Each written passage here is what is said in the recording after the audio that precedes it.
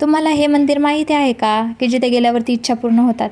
आज होता मंगळवार म्हणून आमचं ठरलं देवीच्या मंदिरात जायचं. त्यासाठी लवकर सकाळी उठून नैवेद्य बनवून घेतलं. नैवेद्य बनवून झाले की लगेच गाथाचं आणि माझं छान असं आवरून घेतलं. आवरून झालं तेवढ्यातच आला आहोंचा फोन. अजून किती उशीर करणार? मग जास्त उशीर न करता गाथा, मी, मावशी, सासूबाई, आजी सासूबाई आणि आम्ही सगळ्यांनी गणपती बाप्पाचं नाव घेऊन निघालो देवीच्या मंदिराला. असं सुंदर वातावरण झालं होतं ना. सह्याद्री पर्वतरांगा, हिरवागार निसर्ग आणि त्यामध्ये हा झिमझिम पाऊस. बोलता बोलता मी तुम्हाला हे सांगायचं विसरूनच गेले की हे मंदिर आपल्या सातारा जिल्ह्यामध्ये औंध या गावामध्ये आहे. नक्की जाऊन देवीचं दर्शन करून या. खूपच छान मंदिर आहे आणि अशा वातावरणामध्ये डोंगरावरनं निसर्ग पण खूपच छान दिसतोय. अशी ही थंडीगार हवा, डोक्यावरती धुकं, जणू काय स्वर्गातच देवीचं मंदिर बांधले. चला तर तुम्हाला देवीचं दर्शन पण देते. आज सकाळपासूनच देवीला बघण्याची खूपच इच्छा होती, ती पूर्ण झाली.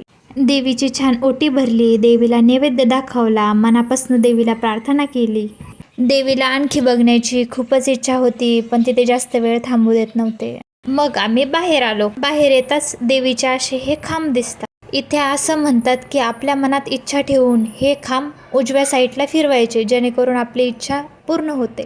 आणि इथे देवीची यात्रा पण भरते. कधी भरते हे तर नाही माहिती, पण तुम्हाला जर माहिती असेल तर नक्की कमेंट करून सांगा. भेटूया लवकरच नवीन ब्लॉगमध्ये. बाय.